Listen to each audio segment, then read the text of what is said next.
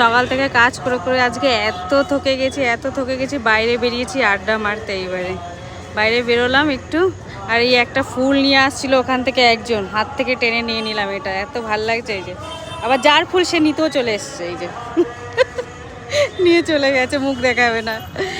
চলো তোমরা দেখো, বাইরেটা এত সুন্দর লাগছে দেখতে।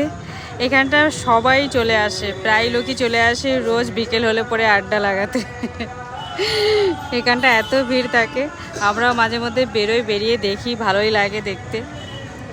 কাজ না থাকলে বেশিরভাগ টাইমটা এই জায়গাটা বেরিয়ে আমরা একটু দাঁড়াই, একটু কথা বলি, তারপরে আবার চলে যাই ভেতরে। তোমরা দেখো এই জায়গাটা, এটা সাপুরজির কাছে। আর ওই দিকটা থেকে অনেকক্ষণ ধরে একটা আওয়াজ আসছে কীর্তনের, বোধহয়। আমি তখন থেকে দাঁড়িয়ে শুনছি, ভালোই লাগছে দাঁড়িয়ে শুনতে।